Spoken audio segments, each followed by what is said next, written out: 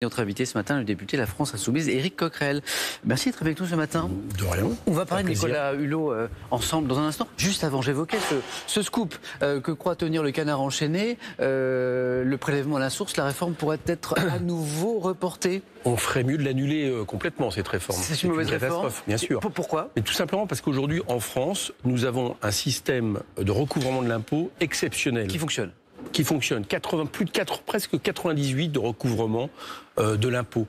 Et on voudrait le transformer, ce qui serait une charge pour les entreprises, ce qui serait une usine à gaz pour les contribuables. Et alors même qu'à Bercy, les fonctionnaires vous expliquent qu'ils pourraient très bien avancer sur ce qu'on appelle l'impôt contemporain. C'est-à-dire que ça soit Bercy qui continue et qu'on paye nos impôts, j'allais dire, presque en temps réel. Donc tout ça est une mauvaise option. Partout, ça coûte cher. En Allemagne, dans tous les pays où ça a été fait, ça coûte très cher aux entreprises, aux contribuables et je veux dire à la collectivité.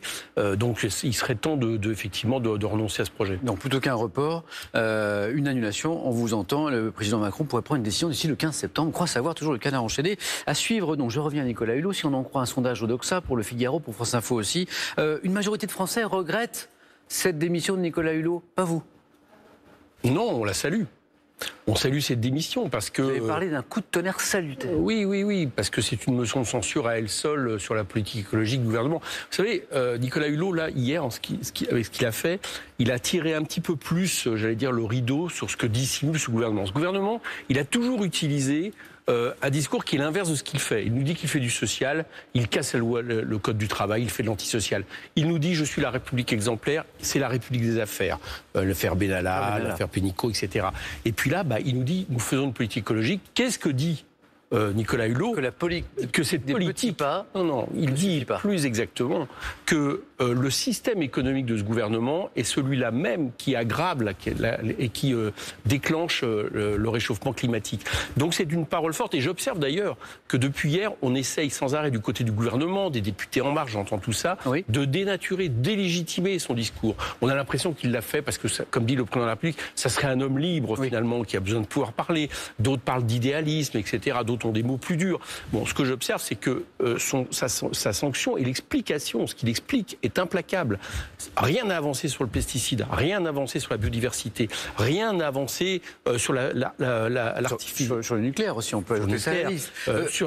Enfin, il n'y a pas un secteur, et plus grave, c'est un système économique qui nous emmène dans le mur et nous n'avons plus le luxe aujourd'hui de payer le libéralisme, de payer la financiarisation de la société, de payer le productivisme. C'est ça la réalité. Je renvoie d'ailleurs à ce propos, parce que ça va dans votre sens, à l'édito de Laurent Geoffrin dans Libération qui dit exactement la même chose. Hier sur France Inter, Nicolas Hulot a appelé aussi, ça c'est important, chacun à ne pas céder à la tentation de la récupération politique. On en parle dans un instant. Nicolas Hulot. Que personne n'en tire profit. Parce que la responsabilité, elle est collégiale, elle est collective, elle est sociétale. Et j'espère que cette décision qui est lourde, qui me bouleverse, qui est mûrie depuis de longs mois, ne profitera pas à des joutes ou à des récupérations politiciennes, mais à ce que notre société se retrouve sur l'essentiel.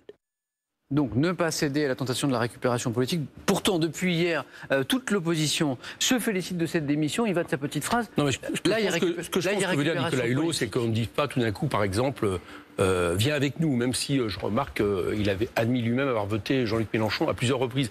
Mais par contre, il nous permettra évidemment de remarquer que ces critiques, c'est exactement celles que nous faisons sur le fond. Ce sont nos propositions. Écoutez le discours de Jean-Luc Mélenchon aux universités d'été. Justement, samedi, un discours de Jean-Luc Mélenchon, ça n'a échappé à personne, très empreint d'écologie, plus présente qu'à l'accoutumée.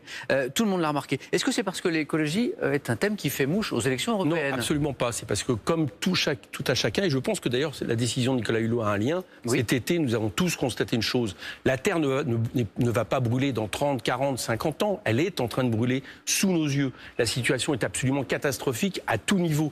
Donc, inévitablement, nous sommes comme vous, nous sommes des citoyens, nous sommes immergés dans la société et nous voyons bien qu'aujourd'hui, le premier intérêt général de l'humanité, c'est que l'espèce humaine puisse continuer à vivre, ou en tout cas à vivre dans des conditions à peu près correctes. C'était la même lors de la dernière campagne présidentielle. Et la campagne de Jean-Luc Mélenchon était moins marquée que lors du discours de samedi. C'est votre avis.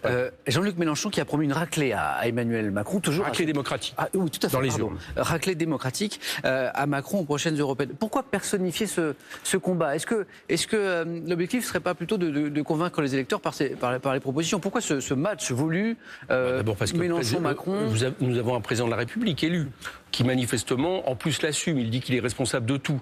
Donc c'est quand même très difficile d'y l'ignorer. Il passe au-dessus de son gouvernement, il passe au-dessus de sa majorité.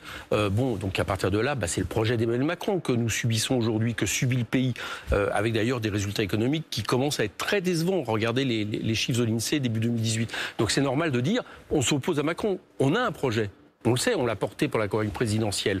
Nous avons un projet que nous avons sur la planification écologique, sur le partage des richesses, sur la sortie de l'OTAN, sur le refus pour l'Europe de continuer dans les traités actuels, parce qu'on ne construira pas autre chose avec les traités actuels. Sur les retraites, peut-être profitons, il nous reste une minute pour en parler, puisque c'est l'une des principales réformes que le gouvernement va lancer, là, dans les prochaines semaines, la réforme des retraites. Je sais que la réforme par points, éventuellement souhaitée par le président Macron, ne vous séduit pas. Qu'est-ce que propose la France insoumise sur les retraites ?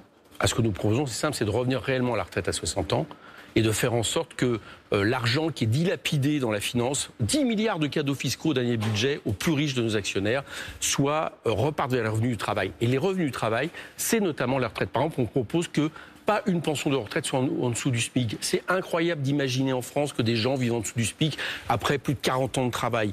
Voilà, nous avons des propositions. Nous pensons que à partir du moment où on produit toujours plus de richesses, ce qui est la réalité, il est normal de la partager entre les actifs, mais aussi ceux qui justement ne le sont plus, fort heureusement, parce que on a obtenu avec de nombreuses luttes le fait de pouvoir partir à un âge raisonnable. Voilà ce que nous proposons. Revenons, à l'essentiel. L'argent ne doit pas partir vers la spéculation, vers la finance, vers les salaires, vers les retraites, vers, l'intérêt général, les fonctionnaires, etc. Parce que nous avons besoin, contrairement à ce que dit M. Macron, c'est une logique inverse. Un grand merci, Éric Coquerel, d'avoir été notre invité ce matin sur France Info.